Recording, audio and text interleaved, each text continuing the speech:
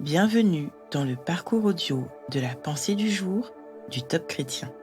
Nous vous invitons à vous installer confortablement et à prendre un temps de pause avec Dieu. La pureté par Sandra Duby. Qui pourra monter à la montagne de l'Éternel? Qui s'élèvera jusqu'à son lieu saint? Celui qui a les mains innocentes et le cœur pur. Psaume 24, versets 3 et 4. Quelle est la pureté que Dieu attend de nous?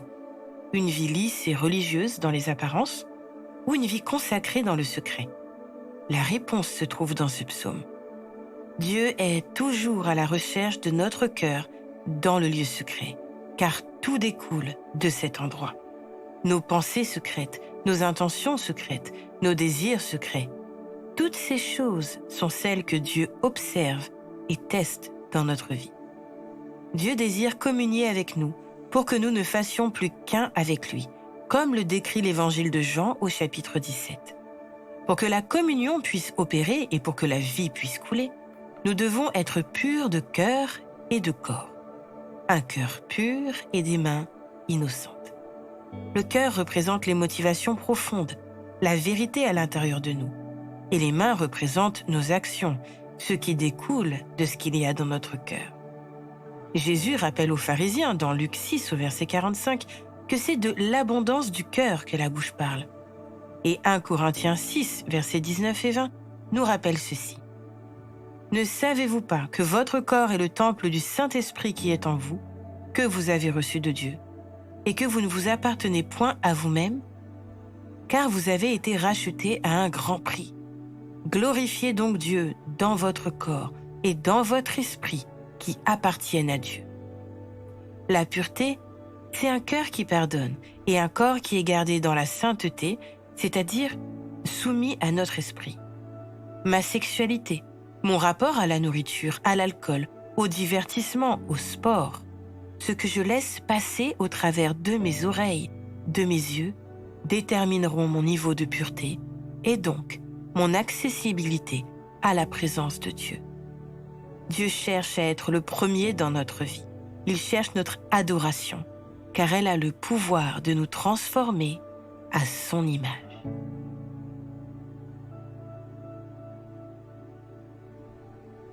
Désirez-vous plus que tout que Dieu soit le premier dans votre vie? Prenez le temps d'écouter ce que Dieu veut vous dire à ce sujet.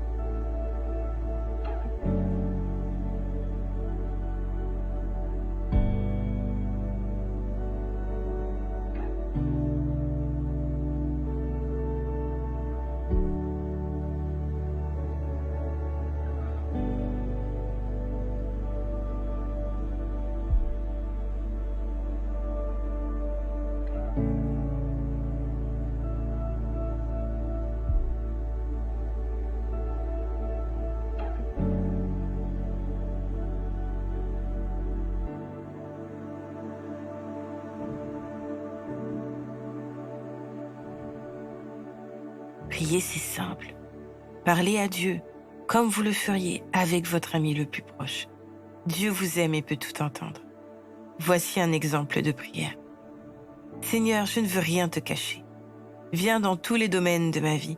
Montre-moi ce qui te déplaît et aide-moi à changer. Que tout en moi te fasse honneur et te rende gloire.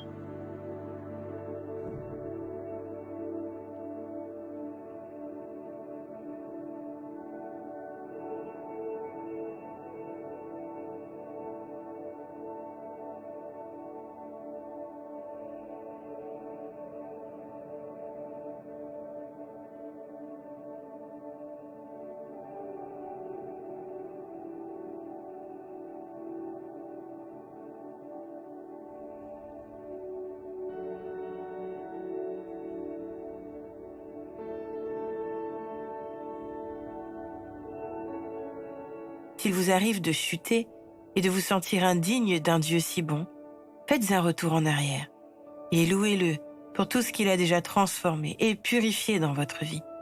Bénissez-le, car si vous le laissez encore agir, il va vous amener de plus en plus à ressembler à son Fils Jésus.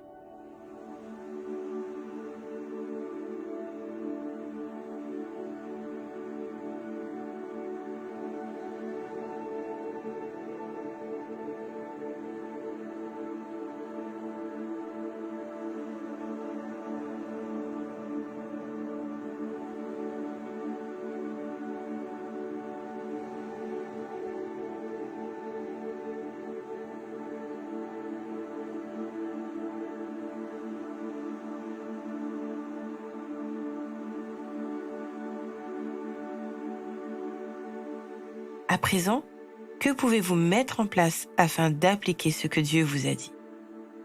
Notez au moins une action concrète que vous pouvez faire dès aujourd'hui. Si vous ne voyez pas, demandez au Saint-Esprit de vous montrer où il voudrait travailler en vous et décidez de le laisser agir.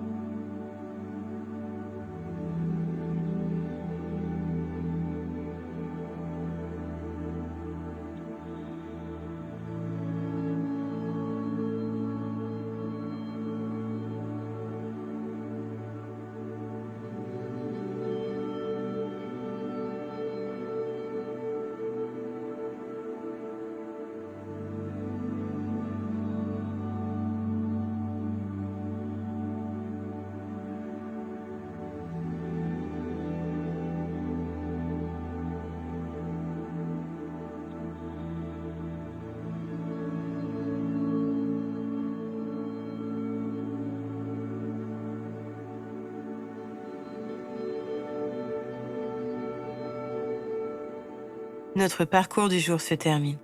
Prions ensemble afin d'honorer notre Dieu. Merci Seigneur, tu m'aimes tellement que tu veux me transformer jusqu'à ce que je ressemble à ton Fils Jésus. À toi soit le règne, la puissance et la gloire. Amen.